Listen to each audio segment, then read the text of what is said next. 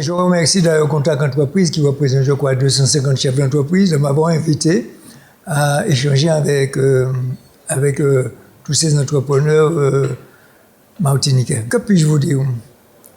D'abord, un constat, c'est que la séance a été particulièrement enrichissante parce que vous m'avez bombardé de questions véritablement intéressantes. Deuxièmement, est-ce que vous êtes satisfait, non pas de moi, mais de ceux qui gèrent actuellement le conseil régional et le conseil général? Je crois, sans jeter la pierre à quiconque, que la Martinique perd pied à tout point de vue.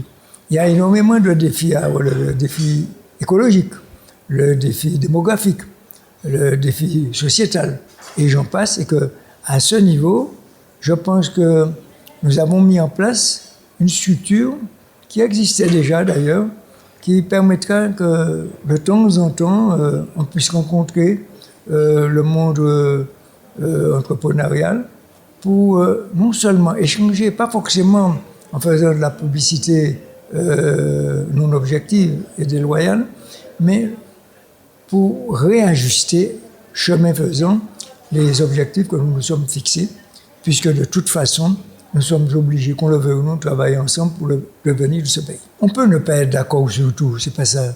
Ce qui importe, c'est la concertation. Moi, j'ai toujours été un homme de dialogue, et que par conséquent, je pense qu'à l'avenir, au lieu que chacun reste sur ses précarés, qu'il faut que de temps en temps, on se revoie pour mettre ensemble ce qui peut nous réunir, avec le seul souci, c'est défendre le bien commun de la Martinique. Je dois dire que nous savons que la situation qu'on va nous laisser est une situation relativement difficile. C'est pourquoi j'ai pensé qu'il y a déjà des dossiers en place, tels par exemple le lycée Schellcher. On n'a pas besoin de faire de dépenses supplémentaires pour les études. On pourra relancer la machine économique en réorientant un petit peu le budget de la région et en versant une partie plus spécifiquement pour les dossiers déjà prêts qui n'ont pas été traités. Puis deuxièmement, je l'ai dit et je le répète, on a décidé de faire un emprunt obligataire.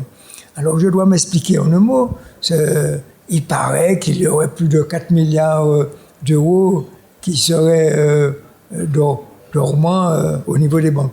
Donc nous ferons un emprunt, mais la négociation va s'engager. Un emprunt obligataire étalé sur au moins 6 ans, si ce n'est pas plus, mais à un taux, j'allais dire, non pas usuraire, pour permettre que nous puissions relancer certains chantiers qui intéressent tout le monde, comme je l'ai dit, mais surtout pour redresser, pour développer la Martinique dans un sens plus écologique, plus responsable et plus digne. Les chefs d'entreprise, vous me connaissez, et que par conséquent, je n'ai jamais, privilégié les multinationales à votre détriment ici. Je n'ai jamais fait.